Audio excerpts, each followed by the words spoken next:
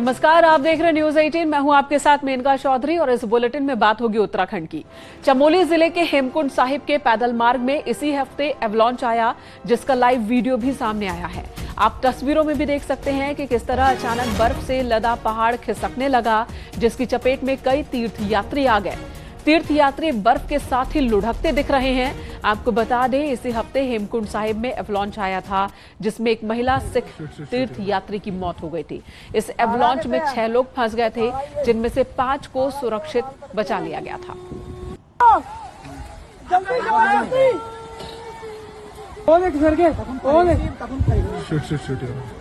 नितिन सेमवाल हमारे सहयोगी जोशीमठ से इस वक्त हमारे साथ जुड़े हैं। नितिन, अब वीडियो भी सामने आ गया उस हादसे का। 6 लोग फंस गए थे, 5 को बचा लिया गया था, लेकिन एक महिला जिनकी मौत हो गई थी, क्या वीडियो में वही महिला दिख रही है?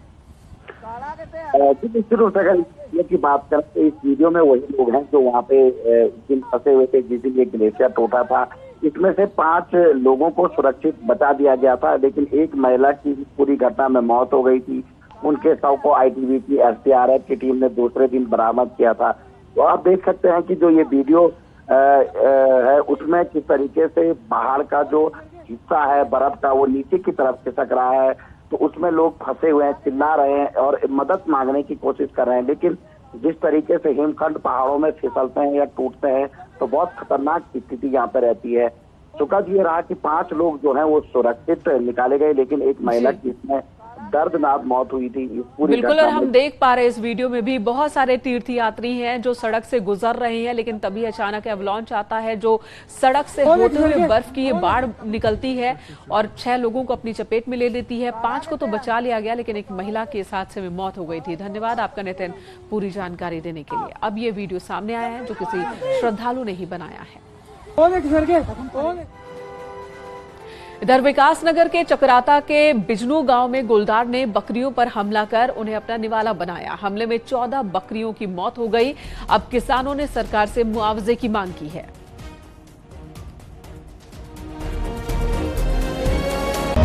आए दिन यहां पर जंगली जानवरों का हमला होता है और पालतू पशुओं को अपना शिकार बना लेते हैं जंगली जानवर। यहां पर 14 बकरियों की मौत हो गई। जो किसान इन बकरियों के सहारे अपना जीवन यापन करते हैं, उन किसानों ने अब सरकार से मदद की मांग की है।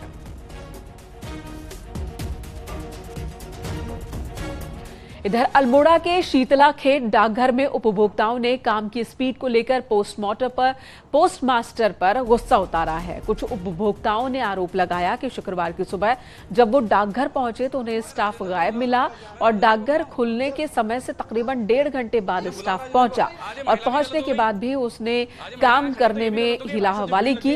इसे लेकर उपभोक्ताओं की नाराजगी बढ़ती चली गई और देखते ही देखते उन्होंने पोस्टमास्टर पर ही अपना गुस्सा उतार दिया। तो इनकी गलती है कि मैं मैसेज दे दूंगा। ऊपर से आप कह रहे हैं अपनी गलती को स्वीकार करके आगे काम क्यों नहीं कर रहे हो आप? हाँ, ये आपका जायज कहना। चलो 1000 रुपए उसने फॉर्म भर के मेरे को दे रखे हैं, आपने उसमें 8000 रुपए कंप्यूटर में चढ़ा करके वो फॉर्म साइड कर दिया। अगले दिन जब मैंने फॉर्म निकाला तब आप कह रहे हो मेरे से गलती हो गई। हाँ या ना में जवाब दीजिए, गलती हुई थी नहीं हुई थी? यार कैसे हो रही है गलती? फिर कैसे हो रही है गलती आपसे? ऐसा कैसे हुआ? बुलाऊं आपको? मैं बुलाऊं? मैं राजेंद्र को बुलाऊं? मैं राजेंद्र को बुलाऊं? नहीं, बुलाओ राजेंद्र को। आज ये महिला भी गलत हो गई। आज ये महिला यहाँ खड़ी है तो ये भी गलत हो गई। भाई साहब जो भीड़ लग गई है, ये ग्रामीण में इतनी भी शर्म करो जरा यार। तुम मैंने बुला रखा है, मैंने बुला रखा आपको भाई। आप काम चाची मैंने बुलाया आपको। 3 दिन हो गए मुझे आता है तो इनकी गलती है कि मैं मैसेज दे दूंगा। ऊपर से आप कह रहे हैं अपनी गलती को स्वीकार करके आगे काम क्यों नहीं कर रहे हो आप? हाँ, ये आपका जायज कहना। चलो उत्तराखंड में लव जिहाद के मामले लगातार बढ़ते जा रहे हैं। बीते 14 दिनों में 6 मामले सामने आए और पिछले 5 महीने की बात की जाए तो लव जिहाद के 46 केस दर्ज हुए हैं। वहीं लव जिहाद के 78 मामले पिछले साल दर्ज हुए थे। ज्यादातर मामलों में नाबालिग लड़कियों को ही शिकार बनाया गया। पहले चकराता, फिर पुरोला, चमोली, रामनगर के बाद अब देहरादून के जोहड़ी गांव से भी इस तरह का एक मामला सामने आया है। यहां पर सहारनपुर का एक मुस्लिम लड़का नाबालिग लड़कियों को छेड़ता था, उन्हें परेशान करता था, जिसके बाद स्थानीय लोगों ने इसे बंधक बना लिया, इसे खंभे से बांधा और फिर पुलिस के हवाले कर दिया।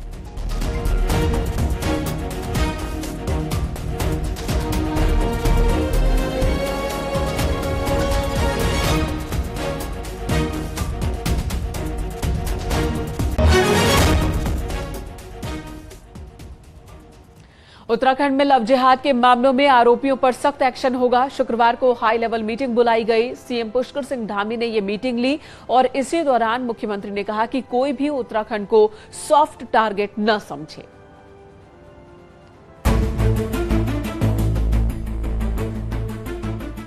उत्तराखंड में एक एजेंडे के साथ लव जिहाद को अंजाम देने वाले अब बख्शे नहीं जाएंगे। नाबालिग हिंदू लड़कियों को भगाने की कोशिश करने वालों पर अब पुलिस और सख्त एक्शन लेगी। शुक्रवार को मुख्यमंत्री पुष्कर सिंह धामी ने सचिवालय में हाई लेवल मीटिंग बुलाकर इसके निर्देश दिए। उत्तराखंड में कौन लोग हैं, कहां से आए हैं, उनका इतिहास क्या है, वेरिफिकेशन में ये सब चेक किया जाएगा और उसके बाद ही कोई उत्तराखंड में रह सकेगा। मुख्यमंत्री ने कहा कि सोची समझी रणनीति के तहत लव जिहाद करने वालों का अब लोगों ने विरोध करना शुरू कर दिया और लोग जागरूक हुए हैं। इधर के दिनों में जहां पर भी इस प्रकार की घटनाएं आई हैं, लोगों में जागरूकता भी बढ़ी है और लोग स्वयं भी आगे आ रहे हैं कि जो इस प्रकार का मैं कहूं अपराध हो रहा है या सुनियोजित तरीके से एक सोची समझी रणनीति के तहत लव जिहाद जो लोग बढ़ा रहे थे, उनके खिलाफ लोग जो है अब आए हैं। और जिन लोगों के साथ हुआ है घर परिवारों में जहां भी इस प्रकार की बातें आई हैं, उन्होंने भी आगे आकर इसका विरोध और जो है अपना प्रतिकार करना शुरू किया है। मुख्यमंत्री ने ये भी साफ किया कि उत्तराखंड को धर्मांतरण, लव जिहाद, लैंड जिहाद के लिए सॉफ्ट टारगेट न समझा जाए। मुख्यमंत्री ने कहा कि उत्तराखंड के लोग भाईचारे, मेल जोल से रहते हैं, लेकिन इसका ये मतलब नहीं कि यहाँ अपराध और दूसरी गतिविधियाँ करने वाले रहें। देखिए, ऐसा है कि उत्तराखंड क्योंकि बहुत भाईचारे से सब लोग रहते हैं यहाँ पर और एक दूसरे के साथ मेल मिलाप से रहते हैं, लेकिन इसका अर्थ ये नहीं है कि जितने प्रकार के अपराध हैं, इस प्रकार की गतिविधियां हैं, वो किसी भी कीमत पर उसको नहीं यहाँ पर होने दिया जाएगा। इसके लिए आज सभी प्रकार के जो जरूरी निर्देश हैं वो दिए गए हैं। मुख्यमंत्री के बयान और एक्शन से साफ है कि माहौल खराब करने वाले अब देवभूमि में नहीं रह पाएंगे और लव जिहाद, लैंड जिहाद की साजिश रचने वालों पर पुलिस का एक्शन पहले से भी कड़क होगा। न्यूज़ 18 के लिए देहरादून से दीपांकर भट्ट की रिपोर्ट।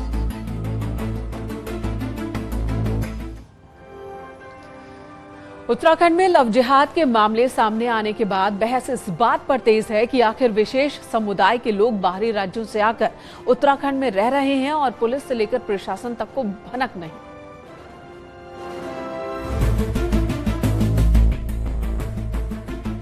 उत्तराखंड में बाहरी राज्यों से आकर सांप्रदायिक सौहार्द बिगाड़ने के मामले तेजी के साथ सामने आ रहे हैं। उसके बाद सवाल प्रशासन और पुलिस पर उठने लग गए हैं कि क्या रेहड़ी ठेली वाले लोगों से लेकर किराए के मकान में रह रहे लोगों की जानकारी लोकल एडमिनिस्ट्रेशन को है भी या फिर नहीं। दरअसल नियम के मुताबिक अगर आप किराए के मकान या फिर दुकान चाहते हैं तो 11 महीने का कॉन्ट्रैक्ट बनता है, लेकिन ज्यादातर लोग इस बात से अनजान हैं। कि आप कितने साल से उत्तराखंड में रह रहे हैं? 2-3 साल हुआ है। 2-3 साल। तो दिक्कतें क्या कुछ रहती हैं और कहाँ पे रह रहे? किराए की कमरे में? हाँ, किराए। तो ये बताओ कि जो किराएदार मकान मालिक है उसका कोई वेरिफिकेशन वगैरह भी होता है? आपको पता है इसके बारे में जानकारी है? नहीं, मेरे को नहीं पता। और कॉन्ट्रैक्ट वगैरह भी इसके बारे में जानकारी है? नहीं पता। कोई ऐसा है नहीं, हो नहीं रखा? नहीं, ऐसा नहीं। तो दिक्कतें होती है, पूछते हैं पुलिस वाले आते हैं पूछते हैं? नहीं। वहीं प्रशासन के अधिकारी का कहना है कि वेरिफिकेशन के काम के लिए पुलिस से लगातार संपर्क किया जाता है, लेकिन उसके बावजूद कुछ केसेस सामने आ जाते हैं। जो भी किराया का सत्यापन किया जाना है वो सभी हमारे थानों को पहले से ही निर्देश है और कर भी रहे हैं। यदि कहीं 1-2 मामले ऐसे संज्ञान में आएंगे तो उनका भी करवाया जाए। सांप्रदायिक सौहार्द बिगाड़ने के मामले तेजी के साथ सामने आ रहे हैं। ऐसे में झोल प्रशासन के लेवल पर है, जिन्हें ये तक नहीं पता कि आपके इलाके में कब, कौन, कहां आकर क्या एक्टिविटी को अंजाम दे रहा है। न्यूज़ 18 के लिए देहरादून से भारती सकलानी उनियाल की रिपोर्ट।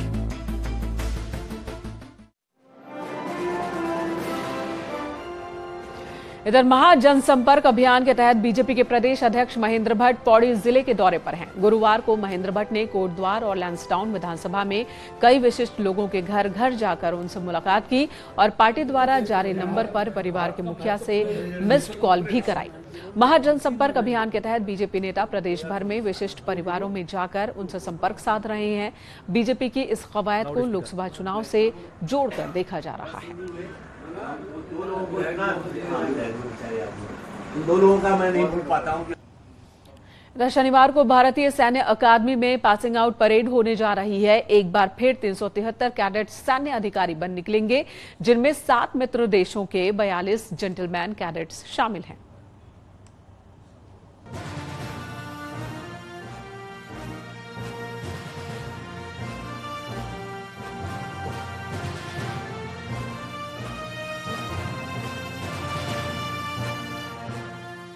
देश सेवा के लिए एक बार फिर जेंटलमैन कैडेट्स अधिकारी बनने के लिए तैयार हैं। 10 जून को सेना प्रमुख जनरल मनोज पांडे की मौजूदगी में 373 जेंटलमैन कैडेट्स पास आउट होंगे। मित्र देशों के 42 जेंटलमैन कैडेट्स भी बतौर अधिकारी अपने अपने देश की सेना का हिस्सा बनेंगे। पासिंग आउट परेड को लेकर आईएमए की ओर से तैयारियां पूरी कर ली गई हैं।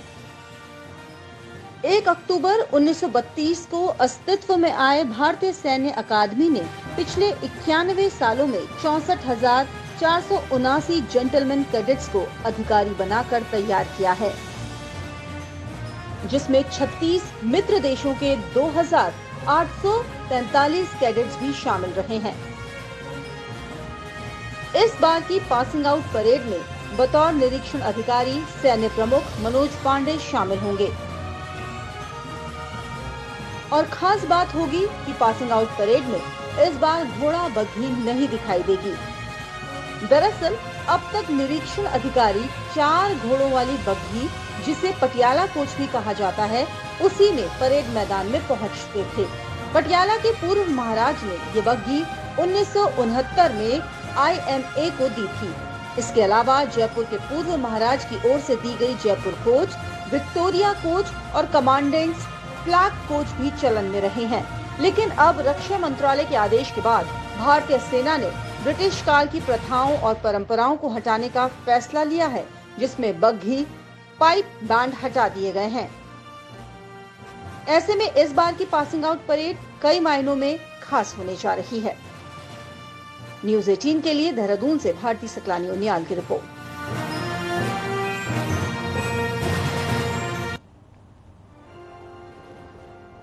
इधर रामनगर से सीतामढ़ी रोड पर शुक्रवार दोपहर अचानक ही हाथियों का एक झुंड आ गया।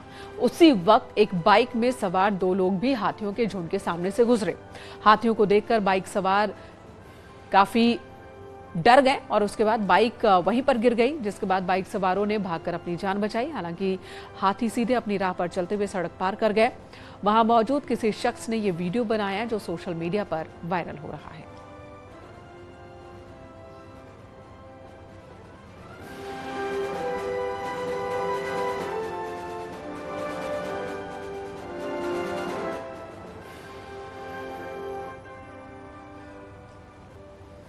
इधर सोशल मीडिया पर एक बुजुर्ग महिला का वीडियो बड़ी तेजी से वायरल हो रहा है। वीडियो भारत के प्रथम गांव माणा का बताया जा रहा है, जिसमें एक बुजुर्ग महिला पहाड़ पर हो रहे पलायन और अपनों से दूर रहने की पीड़ा बता रही हैं कि कैसे बुजुर्ग महिला, उनके बेटे और बहू घर से बाहर नौकरी के लिए गए हुए हैं, उनकी सुध लेना भूल गए हैं। पहाड़ का ये दर्द कई और बुजुर्गों का भी है।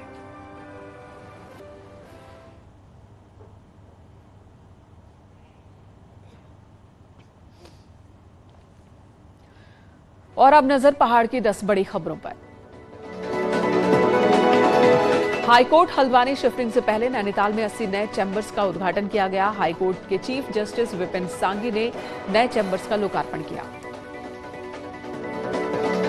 टिहरी में एक कार गहरी खाई में गिर गई, एक महिला जख्मी हो गई। हादसे में कार में सवार एक पुरुष और 2 महिला समेत एक बच्चा सवार था। पूर्व सीएम त्रिवेंद्र सिंह रावत के नाथूराम गोडसे को देशभक्त कहने पर कांग्रेस ने रामनगर में उनका पुतला फूंका, प्रदर्शन किया।